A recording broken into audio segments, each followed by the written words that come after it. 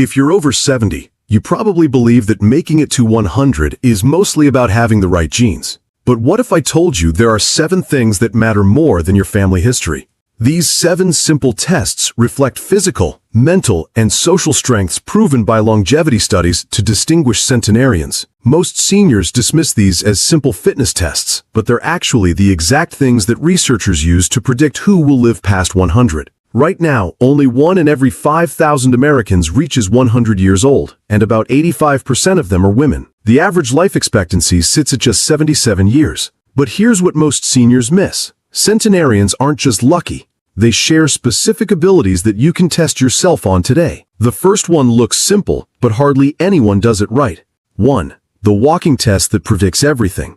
Can you walk a full mile without stopping to rest? Not fast, not jogging, just steady walking for 20 minutes straight. Studies show many seniors struggle to walk a full mile without resting. But here's what nobody tells you. This simple test reveals hidden cardiovascular markers that predict whether you'll live to 100 or struggle to reach 80. Speed doesn't matter here. You can walk as slowly as you want. What matters is your ability to keep moving forward for an entire mile without sitting down, leaning against a wall, or stopping to catch your breath. Walking a mile non-stop proves your heart, lungs, and leg strength can work together under steady demand. A hallmark of those who age successfully. Margaret learned this the hard way during a family vacation to Washington, D.C. when she was 78.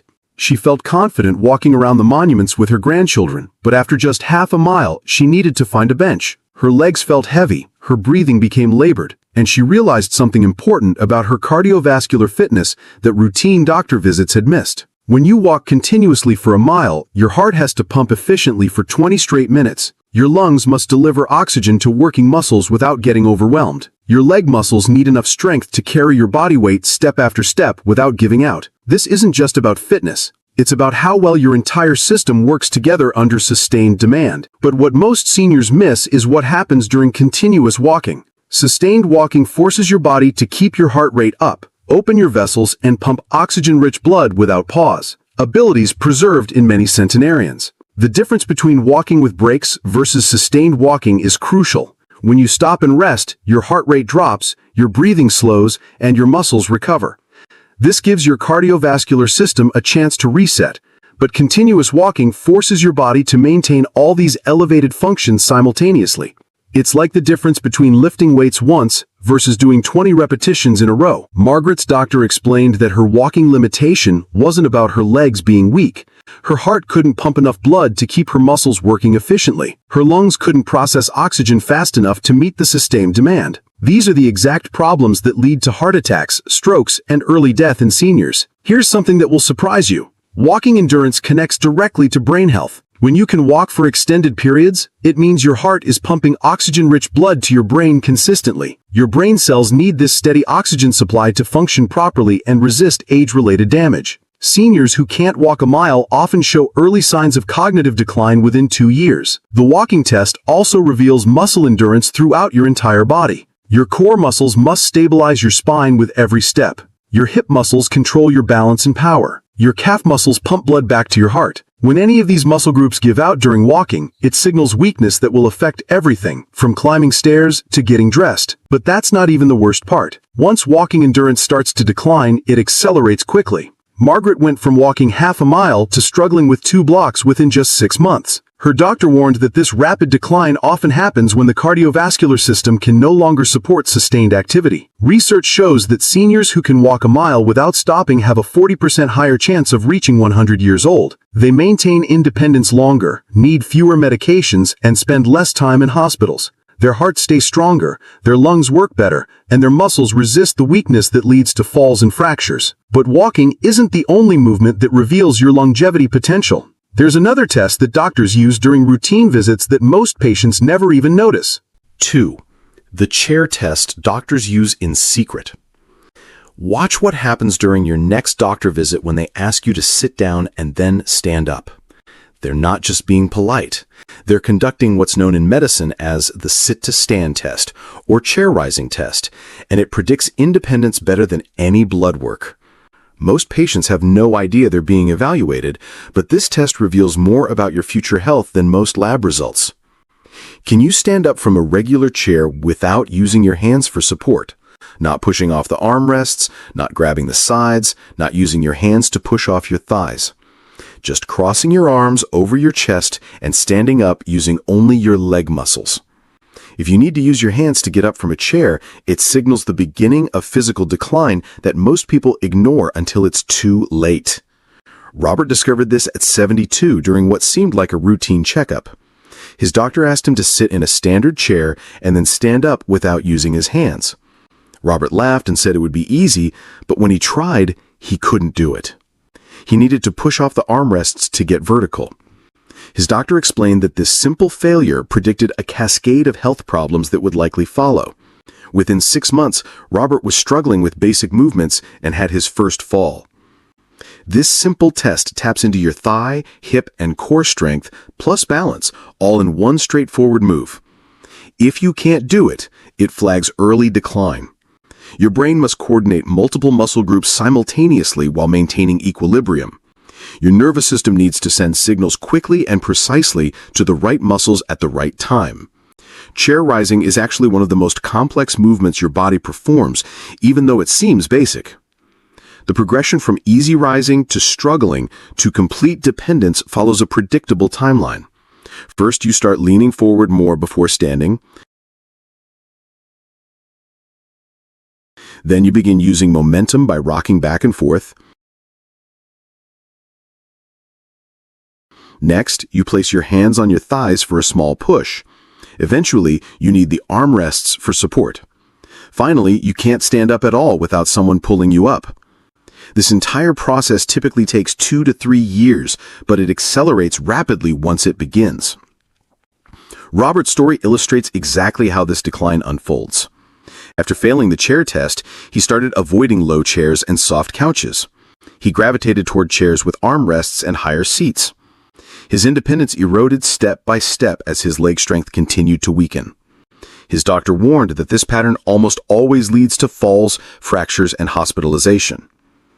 Research links inability to rise without hands to higher fall risk and faster loss of independence.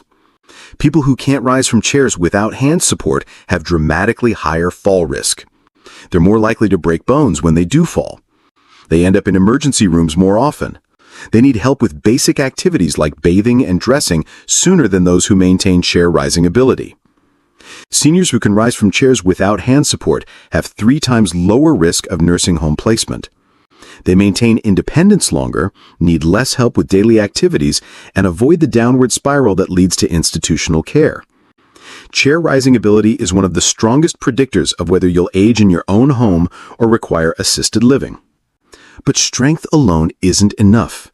There's another test that reveals whether your nervous system can keep you upright when it matters most. 3. The 10-second balance challenge. Stand up right now and lift 1 foot off the ground. Keep it there for 10 seconds without grabbing onto anything for support. No touching walls, no holding chairs, no putting your foot down to steady yourself. Just stand on one leg for 10 seconds. Sounds simple, right? But here's what nobody tells you. Balance is the most overlooked predictor of longevity. And this test reveals hidden dangers that could affect your health within the next 10 years. Research shows inability to stand on one leg for 10 seconds predicts higher risks of injury and health complications over time. That's not just falls. That's connections to heart problems, strokes, and other major health issues. Your ability to balance on 1 foot predicts your overall health better than blood pressure, cholesterol levels, or body weight. Most doctors never test this, but they should. Helen found this out at 75 during a routine physical therapy session. The therapist asked her to stand on one leg as part of her evaluation, and Helen couldn't do it for even 3 seconds. She wobbled immediately and had to grab the parallel bars for support. Helen had always considered herself steady on her feet, but this simple test revealed underlying neurological changes that had been happening silently for years. Her balance system was failing, and she didn't even know it. But what most people miss is that balance involves complex systems working together throughout your entire body. Balance challenges signal breakdowns in inner ear signals, foot sensors, and brain coordination, all critical to staying upright and healthy. When you stand on one leg, all these systems get tested simultaneously. Your inner ear must detect the subtle shifts in your body position. Your eyes need to focus on a steady point to maintain visual stability. Your brain has to coordinate rapid muscle adjustments to keep you from falling. If any of these systems fail, you lose your balance within seconds. Balance deterioration often begins silently years before people notice problems with walking or standing. Your inner ear crystals start to break down, your vision becomes less sharp, your proprioceptors become less sensitive, your reaction time slows down, your muscles weaken. These changes happen gradually so you don't notice them during normal walking or standing. But the one-leg test reveals these hidden problems immediately. Helen's physical therapist explained that her balance problems weren't just about her legs being weak. Her inner ear was sending delayed signals to her brain. Her proprioceptors weren't detecting foot position accurately. Her brain was taking longer to process balance information and send corrective signals to her muscles. These are the exact neurological changes that lead to falls, fractures, and serious health problems in older adults. You probably think balance is just about not falling, but actually it connects directly to brain health and cognitive function. Studies show poor one-leg balance often appears before memory issues, underscoring its power as an early warning. Your balance system shares brain pathways with areas that control memory, attention, and decision-making. When balance deteriorates, these cognitive functions often decline too. But that's not even the worst part. Balance problems accelerate quickly once they start. Helen went from struggling with the one-leg test to needing a walker within 18 months. Her first fall happened 6 months after her balance test failure. This downward spiral happens to thousands of seniors every year. Research shows people who can stand on one leg for 10 seconds have dramatically lower fall rates and better brain function. They maintain independence longer, need fewer medications, and stay out of nursing homes. Their nervous systems work efficiently, their reflexes stay sharp, and their muscles respond quickly to prevent falls. But balance isn't the only physical marker that reveals your longevity potential. There's another strength test that most people never think about, yet it predicts health outcomes with surprising accuracy. 4. The grip strength secret. How tightly you can squeeze a grocery bag predicts your lifespan better than many standard health markers. Research identifies grip strength as one of the strongest longevity indicators, correlating with heart, lung, and immune health. Next time you're at the store, pay attention to how your hands feel when you carry bags from the car to your house. Can you grip 2 full grocery bags, one in each hand, and carry them without your fingers cramping or the bag slipping? Can you hold them for a full minute without needing to set them down or switch hands? Most people over 70 struggle with this simple task, but they dismiss it as normal aging. They're wrong. Your hands may seem small, but when they weaken, it signals wider muscle loss affecting your body's core systems. When these muscles weaken, it's not just your hands that are failing. Your entire muscular system is breaking down simultaneously. Your heart muscle becomes less efficient, your breathing muscles work harder. Your immune system weakens because muscle tissue produces compounds that help fight infection and inflammation. Even cognitive performance links to grip strength because the brain pathways that control fine motor movements overlap with areas that handle memory and thinking. Doctors measure grip strength with a simple device. If your grip is weak, it often flags broader health risks. William's grip strength measured far below normal for his age and size. This difference predicted his health problems with shocking accuracy. Within 6 months, William had his first heart event.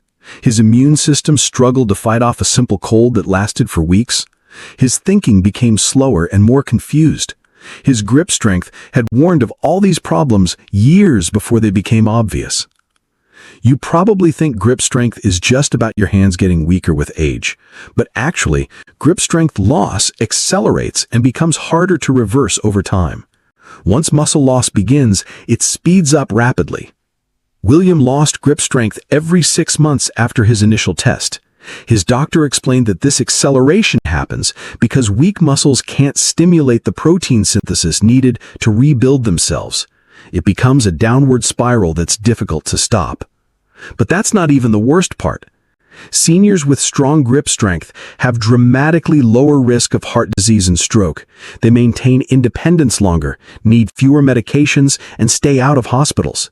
Their muscles support every organ system, keeping their entire body functioning efficiently well into their 80s and 90s. Physical strength supports brain function, but there's another type of assessment that reveals even more about your cognitive health and future independence. 5. The memory test that matters most. Can you remember the details of conversations you had yesterday?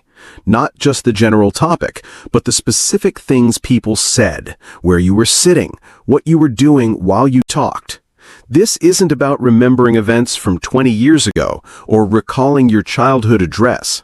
Recent memory assessment focuses on your ability to form and recall new memories from the past 24 to 48 hours, and it matters more than any other type of memory for predicting your cognitive future. Unlike occasional lapses we chalk up to aging, struggling to recall conversations from just a day or two ago signals problems forming new memories. Most people over 70 experience some difficulty with recent memory formation, but they dismiss it as normal aging. They're wrong.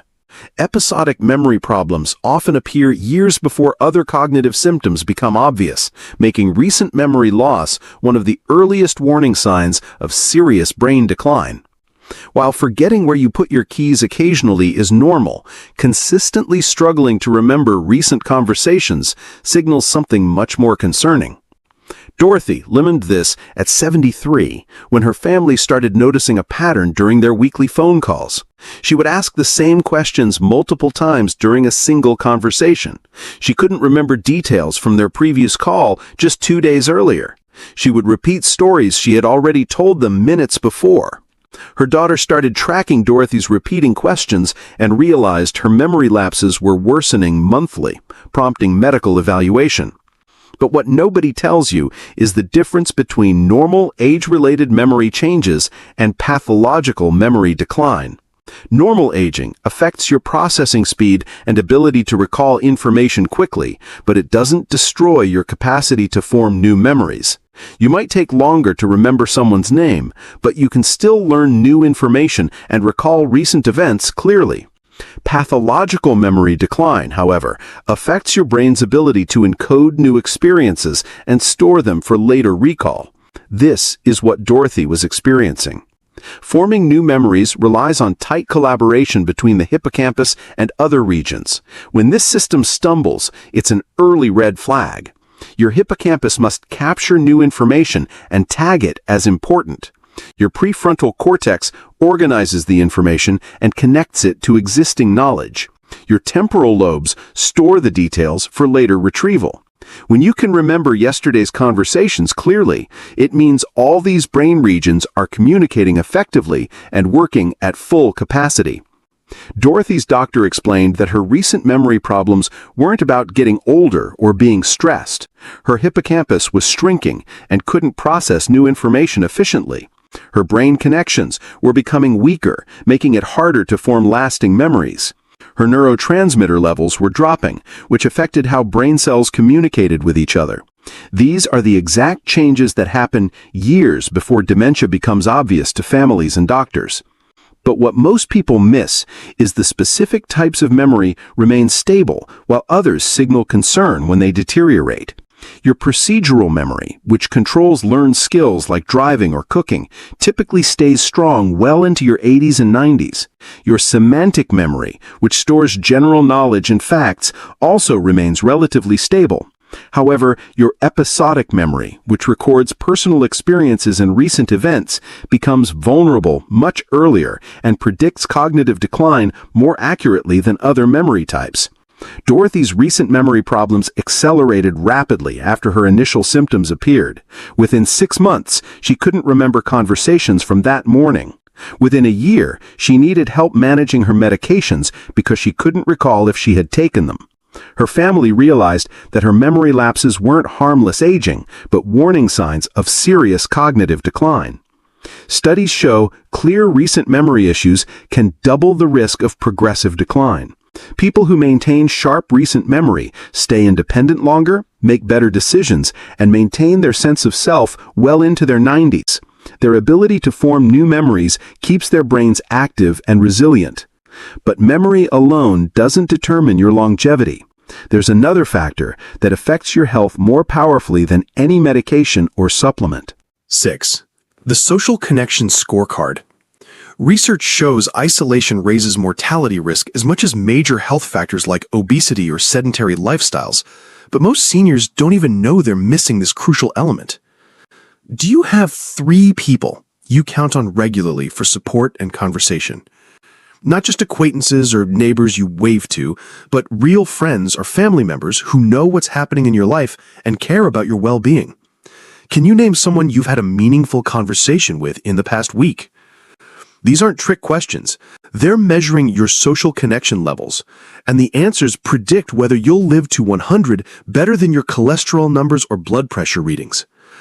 Studies show that lacking social connections increases your death risk by 50%, making loneliness deadlier than obesity, physical inactivity, or air pollution. Most people focus on diet and exercise for longevity, but relationships matter more than both combined. Your social connections affect every system in your body, from your immune function to your brain health. Yet, doctors rarely ask about your social life during checkups, and most seniors don't realize how dangerous isolation can be. Frank discovered this at 76 when he retired and lost his daily interactions with coworkers. His wife had passed away 3 years earlier, and his adult children lived in different states. Within 6 months, Frank's health started declining rapidly. He developed frequent colds that lasted for weeks, his blood pressure spiked, his thinking became foggy and confused. His family thought he was just adjusting to retirement, but his rapid decline was actually caused by social isolation. But what nobody tells you is the biological mechanisms by which social connections affect your entire body. Strong social ties keep your stress hormones and inflammation low, protecting heart and immune health. When you have meaningful relationships, your body produces less cortisol, the stress hormone that damages your heart, brain, and immune system. Your inflammatory markers stay low, protecting you from heart disease, stroke, and cancer. Social connections literally change your body chemistry in ways that extend your life and protect your health. Meaningful relationships provide cognitive stimulation that keeps your brain sharp and engaged. When you have regular conversations with friends and family, your brain processes complex social information, remembers details about other people's lives, and generates appropriate responses. This mental exercise strengthens neural pathways and builds cognitive reserve that protects against dementia. Frank's isolation meant his brain wasn't getting this daily stimulation, which contributed to his mental decline. But what most people miss is that social connections also provide emotional support and behavioral reinforcement for healthy habits. Friends and family encourage you to take medications, eat well, exercise regularly, and see doctors when needed. They notice changes in your health before you do and push you to get help. They provide motivation to stay active and engaged with life. Without these social supports, many seniors stop taking care of themselves properly. 3 close connections often matter more than dozens of casual ones when it comes to health benefits. Having 3 close friends who truly know you and care about your well-being protects your health better than having 30 casual acquaintances. Deep connections, where you can share your thoughts, feelings, and concerns, provide the emotional support that affects your physical health. Frank had dozens of neighbors and acquaintances, but he lacked the meaningful relationships that would have supported his health. Social isolation creates a downward spiral that becomes harder to break over time. When you're lonely, you feel depressed and withdrawn. This makes you less likely to reach out to others or accept social invitations. Your social skills decline from lack of practice. You become more anxious in social situations, which makes you avoid them even more. Frank experienced this exact pattern, withdrawing further as his isolation deepened. Socially connected seniors have 50% better survival rates and maintain independence longer. They recover faster from illnesses, need fewer medications, and stay out of nursing homes. Their relationships provide the support network that helps them navigate health challenges and maintain their quality of life well into their 90s. But social engagement alone isn't enough to guarantee longevity. There's one final ability that determines whether you'll thrive in your later years or struggle with decline. 7. The learning challenge that predicts your future. When was the last time you learned something completely new? Not reading about a topic you already know or watching the news, but actually learning a new skill that challenged your brain in ways it hadn't been challenged before. Can you think of something you've started learning in the past 6 months that required you to practice, make mistakes, and gradually improve? Research from longevity studies shows picking up a new skill, like piano at any age, boosts brain plasticity and resilience. Most people over 70 stop challenging themselves with unfamiliar skills, thinking they're too old to learn or that their brains can't handle new information. They're wrong.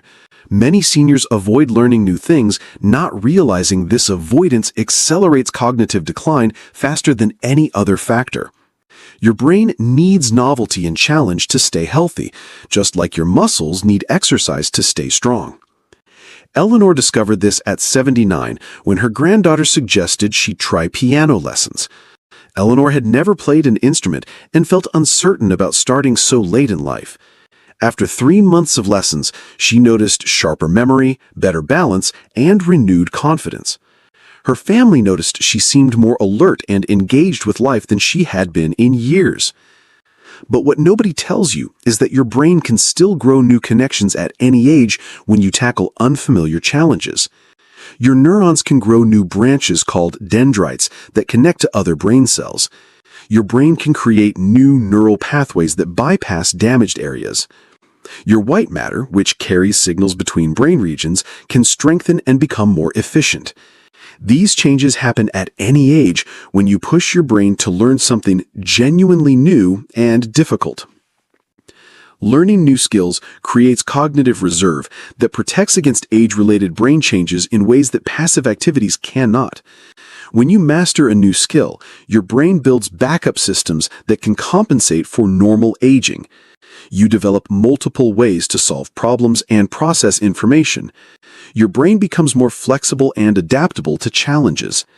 This reserve acts like a buffer that keeps you functioning well even as some brain cells naturally decline with age. Eleanor's piano lessons forced her brain to coordinate multiple complex tasks simultaneously. She had to read musical notation, move her fingers independently, listen to sounds, and remember sequences. Her brain formed thousands of new connections to handle these challenges. Within 6 months, these changes improved her performance on tasks that had nothing to do with piano playing. Her word recall became faster. Her attention span increased. Her problem-solving skills sharpened across multiple areas of her life. But what most people miss is that specific types of learning provide the most benefit, and novelty is crucial for brain health. Learning something completely unfamiliar works better than improving existing skills. Physical skills that require coordination challenge your brain more than purely mental tasks. Activities that combine multiple senses create stronger neural pathways than single-focused learning. Eleanor's piano lessons combined reading, hearing, touch, and movement, which maximized her brain's adaptive response. People who continue learning new skills maintain problem-solving abilities that help them navigate health challenges, adapt to changes, and stay independent longer. Their brains stay plastic and responsive instead of becoming rigid and declining. Studies link ongoing learning to significantly reduced cognitive decline. Continued learning builds a cognitive reserve that keeps you agile and independent for years. Now that you understand all 7 factors that predict longevity, it's time to see how you measure up. These 7 tests reveal your true biological age and longevity potential. If you scored well on most of these tests, you're already on the path to 100. But even if you didn't, it's never too late to start improving. Your walking endurance can increase within weeks of regular practice. Your chair rising ability responds quickly to simple leg exercises. Your balance improves with daily practice sessions. Your grip strength builds back faster than you think. Right now, take these 7 tests, and if you're unsure where you stand, ask a friend or family member to time you so it's easy and safe. Pick one area to work on this week, maybe daily balance practice or adding a short walk, and share your progress. Comment which tests you passed and swap tips with fellow viewers. Let's support each other in this journey. Small improvements in these 7 areas can add not just years to your life, but life to your years.